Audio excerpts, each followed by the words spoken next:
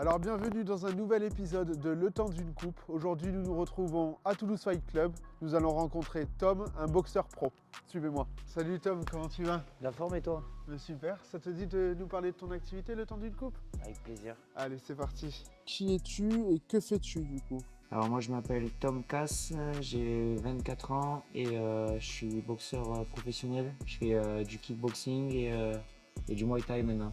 Et combien de temps ça fait que tu pratiques ces sports de combat? J'ai commencé un peu en mode loisir on va dire et ça fait 4-5 ans que j'en fais vraiment sérieusement. Quand j'ai rencontré mon coach David, je me suis mis plus sérieusement avec des entraînements quasiment tous les jours et un rythme plus intensif et à commencer à faire des combats. Et combien de temps ça fait que tu es pro maintenant? 1 an et demi bientôt.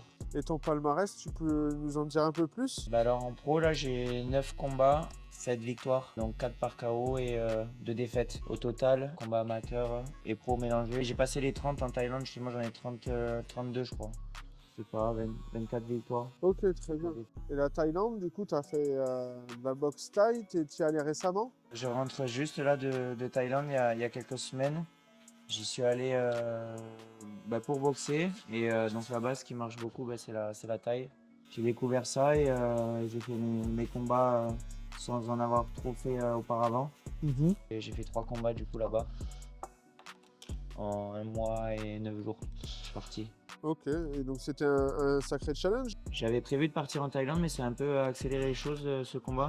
Parce qu'en fait, c'est pas du tout ce que j'attendais du tournoi. Et en fait, j'étais en forme. J'avais rien de prévu en décembre, janvier en France. Du coup, je me suis dit c'est le moment de partir. Et comment tu arrives à mêler le travail et le sport? Parce que d'être pro, ça te demande quand même pas mal de temps, beaucoup de préparation.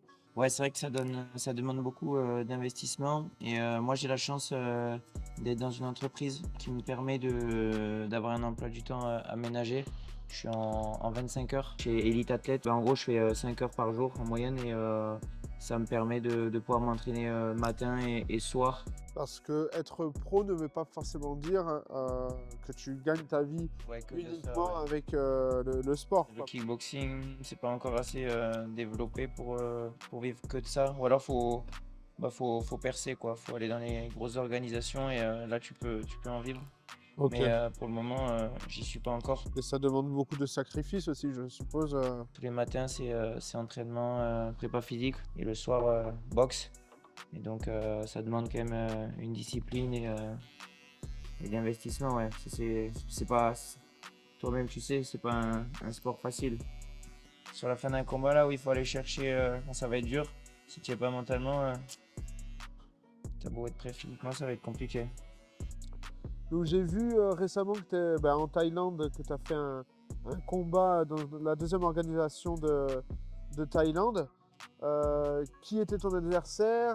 Comment ça s'est passé? Parce que c'est vrai que tu as fait un gros KO. Est-ce que tu l'avais visualisé auparavant? Comment tu as vécu ce combat? L'organisation, c'est Lumpini World Championship. Et donc, c'était un gros truc. Là, mon coach là-bas, il m'avait montré, il y avait plus de 2,8 millions de vues en Thaïlande cumulées entre le direct et les chaînes locales. Du coup, c'était vraiment un gros événement. Et ils disent ouais, qu'en Thaïlande, c'est le deuxième le plus vu derrière le One. Et donc, j'ai boxé un Iranien que je ne connaissais pas trop, mais qui vit là-bas, enfin à Pattaya. Et j'ai vu qu'il était dans une bonne salle et il avait récemment boxé au Raja plusieurs fois. Et son dernier combat, il avait gagné par KO. Donc je savais que ça cognait bien en anglaise, mais qu'il se jetait Ok. beaucoup. Premier round, j'ai eu un bon timing. Un moment où il a le poing un peu baissé. J'envoie mon high kick gauche, pas très fort, mais il monte bien et il passe un peu dans la nuque là sur la tête. C'était un gros événement, une très belle opportunité. Donc j'étais super content. Tu as eu des échos? J'ai la possibilité de reboxer dans cette organisation. Là, je suis en train de voir, c'est possible que j'y retourne en avril pour une plus longue période cette fois-ci, Ok. avec l'objectif de boxer dans des gros trucs comme le Lumpini ou autre, comme j'ai fait la dernière fois et avec d'autres organisations par la suite, hein, pourquoi pas. Comment ça se passe quand tu as des opportunités? C'est-à-dire que tu leur dis que tu es disponible et à ce moment-là, on te fait des propositions? Ou il y a un timing, on te dit bah, tel jour, il y a un combat ou, Je pense que il vaut mieux vivre en Thaïlande. Et dès que tu intègres une grosse organisation, tu peux vivre où tu veux et ils te payeront le déplacement, tout ça. Ah, ok, Mais à partir du moment où tu n'as pas un contrat dans une grosse orga, ils te payent pas les déplacements, tout ça là-bas. d'accord. Donc si tu es en France, si tu viens en France et que tu vas boxer à chaque fois pour un combat là-bas, c'est compliqué quoi. Ok, d'accord. Donc moi c'est pour ça le but ça serait de rester là-bas et donc pourquoi pas intégrer une assez grosse orga et par la suite bah ouais je pourrais vivre où je veux et je serais invité sur chaque gala comme ici quoi mais sauf que ça serait en Thaïlande. Ok. Alors, qu'est-ce que tu en penses? Bah nickel hein, comme d'hab Nico.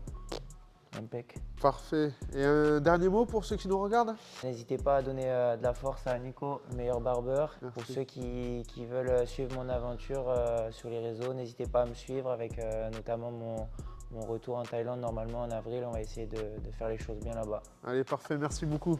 Merci à toi Nico.